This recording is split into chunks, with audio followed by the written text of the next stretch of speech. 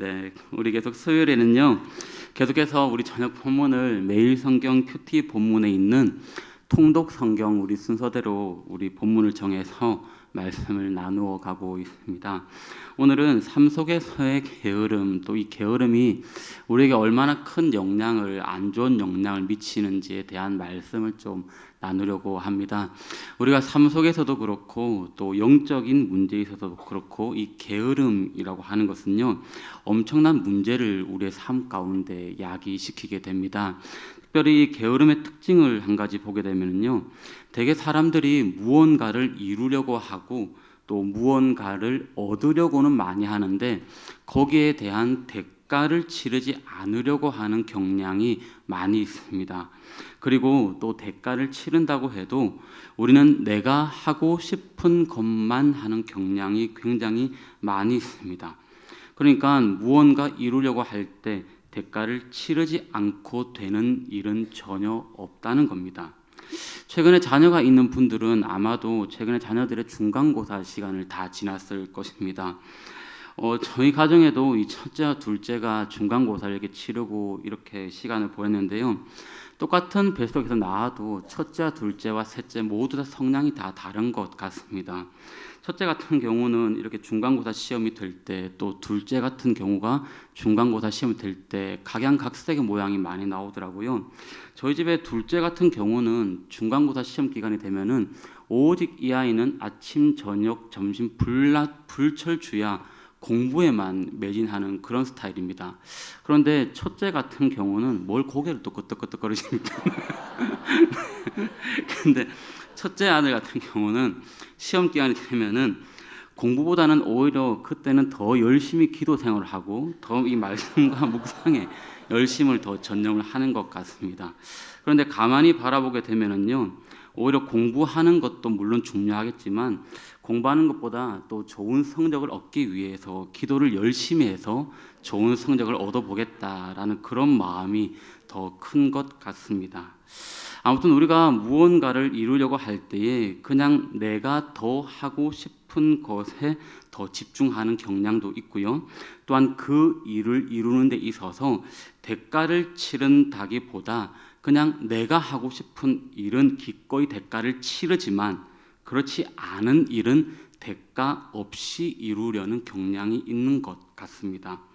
우리 신앙인들 가운데도 이 게으름, 영적인 게으름을 가지고 있는 사람들도 있습니다. 우리들에게 가장 중요한 것이 뭐가 있을까요? 바로 예배입니다. 예배. 이 예배인데 하나님과의 만나는 것을 소홀히 하면서 우리 가운데 신앙의 은혜들을 누리고자 하는 그런 마음을 원하는 마음들이 있다는 것이죠. 하지만 신앙에 있어서도 마찬가지입니다. 시간과 마음의 그런 어떤 헌신이 없이는, 대가 없이는 힘들다는 것입니다. 이 게으름 같은 경우도 하나님과의 관계로 이어질 경우에는 게으름 때문에 주일에 헌신하지 못하는 장애물이 될 수도 있고요. 또 이 게을러서 우리가 예배하지 못하는 경우도 있고, 게을러서 말씀과 묵상을 하지 못하는 경우도 생길 수가 있는 것입니다. 그런데 중요한 것은요, 이런 게으름도 죄로 이어질 수 있다는 것입니다. 오늘 저녁에 제가 이 게으름이 죄가 됩니다 라고 얘기를 할 때에 어떤 분들은 아니 게으르다고 해서 이게 무슨 죄가 되냐, 게으른 사람들 수도 없이 많이 있는데 그러면 그 사람들은 다 죄를 짓고 사는 사람들인가?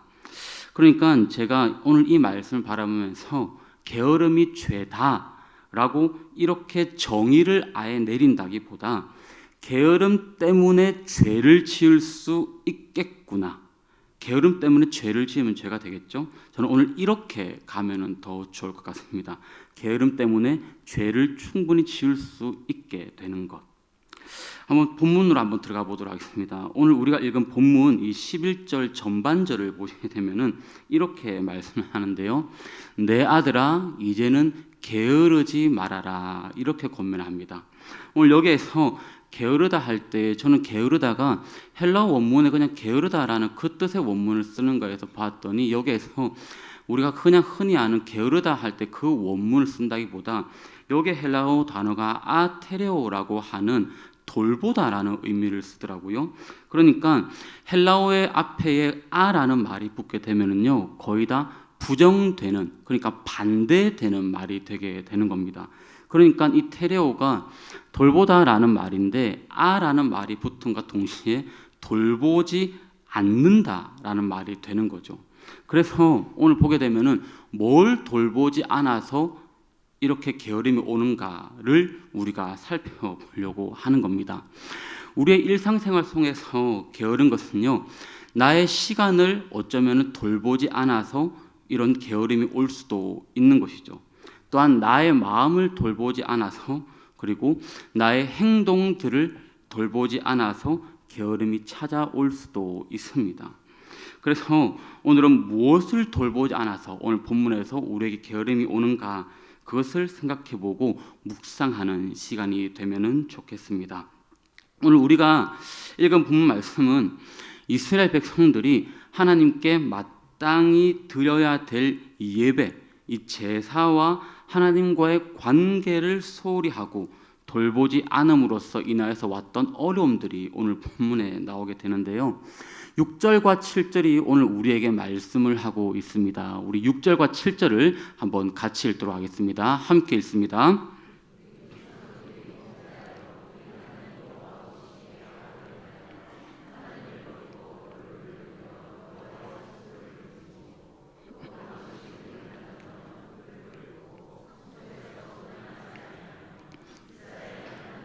번제를 드리지 아니함으로. 아멘. 이스라엘 사람들이 등불도 끄고 성소에서 분향하지 않고, 한마디로 말해서 하나님 앞에 예배하지 않았다. 하나님 앞에 예배하지 않았다는 것입니다. 그로 인해서 하나님과의 관계가 깨어져 버렸다. 여호와 보시기에 악을 행했다. 즉 죄를 지었다. 오늘 이렇게 가는 것이죠. 우리는 죄라고 할 때에 잘못된 어떤 일을 했을 때의 죄라고 생각하는데, 오늘 말씀을 이렇게 바라보게 되면은요, 무언가 우리가 해야 되는 일이 있는데 이 해야 될 일을 하지 않고 가만히 있는 것도 죄가 된다는 것을 알 수가 있습니다.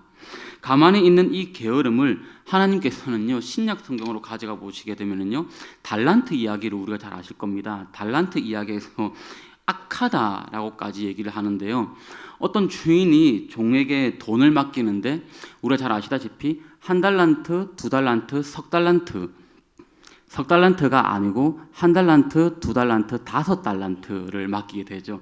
5달란트를 맡게 되는데 1달란트 가진 사람이 아무것도 하지 않고 어떻게 합니까? 땅에다가 그냥 파묻어 놔 버립니다. 그때 주인이 와서 이 종을 보고 악하고 게으른 사람아, 악하고 게으른 종아, 이렇게 얘기를 합니다. 그러니까 해야 할 일을 하지 않고 있는 것, 즉 성경은 이 게으름을 악함하고 동일시해서 이렇게 말씀을 하는 것입니다. 오늘 본문 7절 후반절을 다시 한번 보시면 이렇게 말씀합니다. 하나님께 번제를 드리지 아니했다라고 합니다. 해야 할 일을 하지 않았다는 것이죠. 번제를 드리지 않았다. 예배를 드려야 되는데 예배를 드리지 않았다. 그런데 예배를 드리지 않는 이것이 어떤 문제가 될까요, 여러분? 하나님과의 소통이 끊어졌다는 것입니다. 소통이 끊어지게 되면은 영적인 게으름도 함께 찾아오게 되는 것이죠. 이렇게 하나님과의 소통이 끊어지게 되면은요, 영적으로 무뎌지게 되는 것입니다. 우리가 사무엘상 1장에 보시게 되면은 사무엘 이야기와 동시에 엘리 제사장에 관련된 이야기가 나오게 되는데요.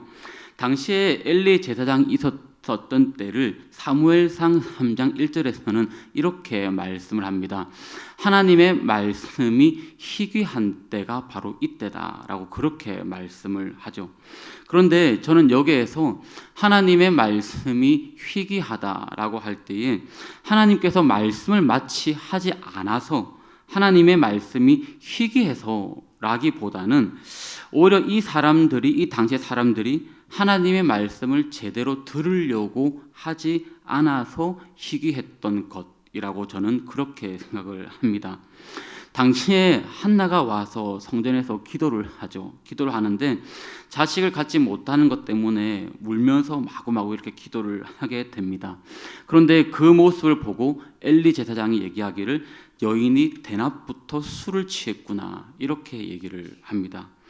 하나님의 말씀이 희귀하고 또 이상이 보이지 않고 그러다 보니까 제사장이 봤을 때에도 영적 분별력이 사라진 것입니다. 엘리는 하나님의 말씀이 희귀해지고 나니까 그의 자식들이 죄를 짓는데도 전혀 혼을 내지 않습니다. 결국 나중에는 어떻게 됩니까? 아들들이 전쟁에 나가서 다 죽게 되죠. 그런데 아들 둘이 전쟁에 나갔다가 죽었다는 이 이야기를 듣고 엘리도 이제 죽게 됩니다. 그런데 그 엘리의 죽은 그 사건의 모습을 보고 사무엘상 4장 18절에서는 오늘 이렇게 말씀을 합니다. 제가 세 번역으로 한번 읽어드리도록 하겠습니다. 엘리는 앉아있던 의자에서 뒤로 넘어져 목이 부러져 죽었는데 늙은 데다가 몸까지 무거웠기 때문이다. 여기서 개역개정은 몸이 비대해서 그렇다라고 얘기를 합니다. 엘리는 의자에 앉아서 기다리다가 비극적인 소리를 듣고 죽었고 그 이유를 몸까지 비대했기 때문에 그렇다. 게으름에 대한 표현들이죠. 엘리 제사장의 이 영적인 게으름으로 인하여서 가정의 비극이 찾아왔습니다. 그리고 더 나아가서 히스기야 왕 때에 그 민족의 영적 게으름으로 인하여서 이스라엘 민족 전체가 오늘 어려움을 당하게 되는 것입니다. 그 영적 게으름에 대한 결과가 바로 8절과 9절에 오늘 분명히 말씀을 하고 있습니다. 우리 8절과 9절 말씀 다 함께 읽겠습니다. 세 번역입니다. 이러한 까닭으로 주님께서 유다와 예루살렘에 대해 진노하셔서 우리를 두려움과 놀람과 비웃음거리가 되게 하셨다는 것은 여러분이 직접 보아서 알고 있는 사실입니다. 조상들이 칼에 맞아 죽고 우리의 자식들과 아내들이 사로잡혀 갔습니다. 아멘. 세상적인 게으름도 그렇고요. 또 영적인 게으름도 그렇고 이 게으름은 이처럼 무서운 결과를 낳게 되는 것입니다. 제가 서두에 이 달란트 이야기를 말씀을 드렸는데요.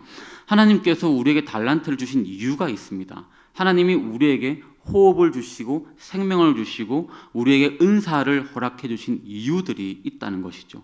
지금 여러분들이 여기에서 앉아 있는 이유 또한 있을 것입니다. 그런데 하나님께서 그렇게 호흡을 주시고 건강을 주신 것은 내가 너에게 준 건강과 내가 너에게 준 물질과 내가 너에게 준 시간을 너희들이 어떻게 썼는지를 하나님이 물으시겠다라는 뜻이기도 합니다. 그래서 어떻게 보면 이 말씀이 저는 굉장히 무서운 말씀이라고 생각을 하거든요.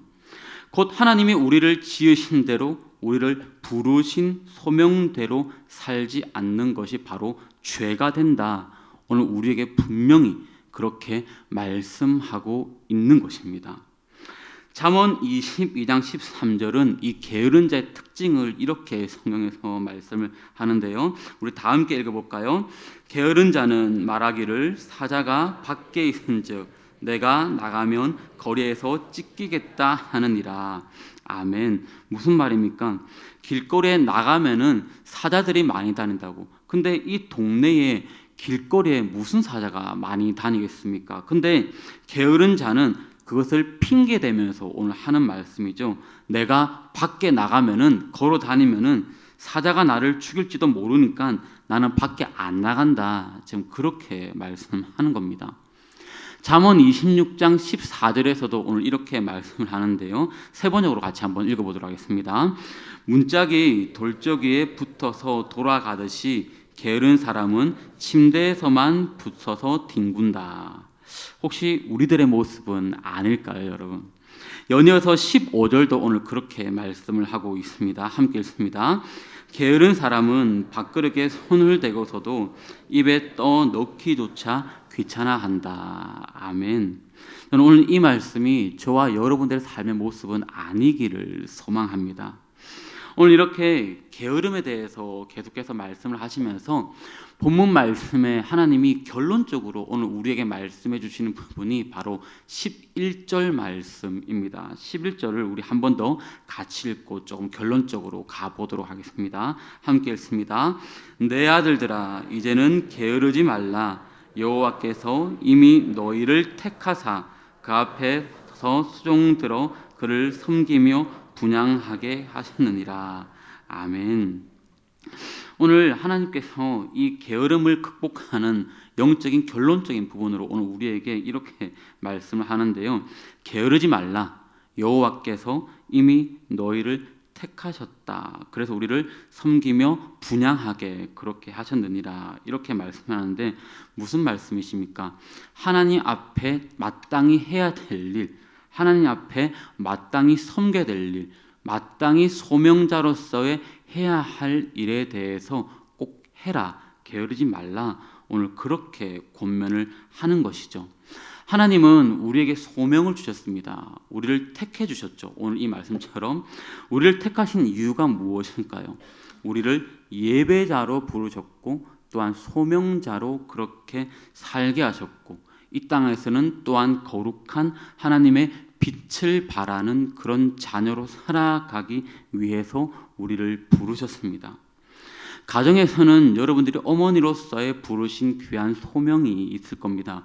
어머니로서의 마땅히 해야 될 일, 집안 가사 노동 말고요. 그리고 아빠도 아빠로서의 부르신 그런 소명이 있을 겁니다. 또한 그리고 여기에도 자녀들이 있다면 자녀로서의 마땅한 소명, 그리고 학생은 학생으로서의 분명히 해야 할 일, 마땅한 소명이 있습니다. 직장에서도 마찬가지죠. 여러분들이 그 직장에서 부른 소명이 분명히 있을 것입니다. 그래서 그 소명대로 마땅히 우리가 해야 할 일을 할 삶이 있는 것이죠. 그런데 그 해야 할 일을, 그 소명을 우리가 망각하고 살아간다면 그건 바로 게으름이 되는 것입니다. 내가 당연히 해야 할 일을 깨닫고 내가 마땅한 소명을 우리가 알게 된다면 우리의 가슴이 그냥 가만히 있을 수는 없을 겁니다. 내가 당연한 소명을 깨닫고 내가 하나님 앞에서 그리고 가정에서 그리고 맡은 바 내 자리에서 그리고 마땅히 해야 할 일, 그 일을 깨닫고 그 소명을 깨닫게 된다면 우리의 행동 또한 바뀌지 않게 될까요? 그래서 이 게으름을 이기기 위해서는요, 이 소명을 회복하고 기억하는 그런 삶이 되기를 주의 이름으로 축복합니다. 그리고 이 소명이 기억된다면요, 여러분들은 이 소명을 성실하게 살아내셔야 되는 겁니다. 이 마땅히 해야 할 일을 우리가 성실히 지켜서 나아가야 되는 것이죠. 여러분, 게으름이라고 하는 말의 반대말은 무엇이겠습니까, 여러분? 바로 부지런함도 되겠죠. 성실함이게 될 겁니다. 저는 성실함을 집었거든요. 게으름의 반대말이 성실함인데 저는 이 말씀을 기억하면서 목사의 입장에서 굉장히 참 귀하다. 모든 성도들이 물론 다 귀하지만 참 귀하다라는 마음이 드는 성도들이 있습니다. 어떤 경우냐 하면은요, 자리를 마지막까지 지키는 사람. 그러니까 늘 그 자리를 지키는 성도님들. 물론 그분들에게도 여러 가지 자기가 해야 할 일들과 상황들이 있을 겁니다. 그런데 그 자리를 묵묵하게 지켜나가는 겁니다. 바로 그런 사람들이 소명을 지켜나가는, 마땅히 해야 할 일을 지켜나가는 그런 자들이지 않겠습니까? 여러분들이 지금 앉아있는 이 자리, 그리고 예배의 자리, 그리고 또한 헌신의 자리도 있을 것이고, 그리고 여러분들이 섬기는 섬김의 자리도 있을 것입니다. 그리고 또한 교사의 자리도 있을 것이고, 그리고 뭐 찬양대의 자리도 있을 것이고, 또한 목자로서의 자리, 그리고 기타 등등의 귀한 자리가 있을 겁니다. 그런데 이런 영적 게으름을 극복하는 것은요, 다른 어떤 특별한 비법이 있다라기보다 그 헌신자로서 그 삶을 마땅히 해야 할 그 자리를 지켜나가는 것, 그 삶을 꾸준하게 살아내는 것입니다. 우리들이 싫어서 또 하기 싫어서 그리고 환경적인 요인 때문에 우리들이 지켜야 될 자리를 지키지 못할 때 우리들은 게을러질 것입니다.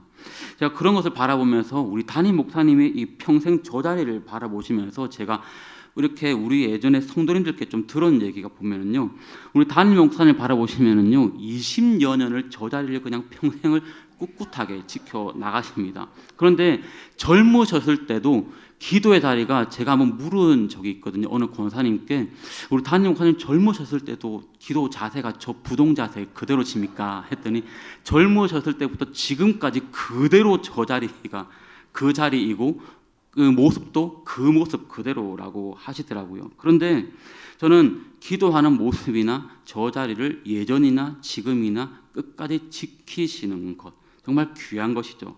근데 저는 그게 바로 성실함이고 소명이라고 저는 생각을 합니다. 꾸준히 살아내는 것. 이제 말씀을 좀 마무리하도록 하겠습니다. 사랑하는 성도 여러분, 여러분들께서 성실하게 자리를 지키시는 그런 저와 여러분들이 되기를 소망합니다. 여러분들의 그 헌신 때문에 그리고 그 소명 때문에 마땅히 우리가 해야 할 일, 우리의 그런 일을 해야 할 때에 우리의 게으름도 뗄 수 있는 그런 하나님의 사람들로 주님이 우리를 살아가게 하실 줄로 믿습니다. 오늘 이 시간 그런 결단이 있는 우리 해운대 제일교회 모든 식구들이 다 되시기를 주의 이름으로 축복합니다. 우리 한 시간 같이 찬양하면서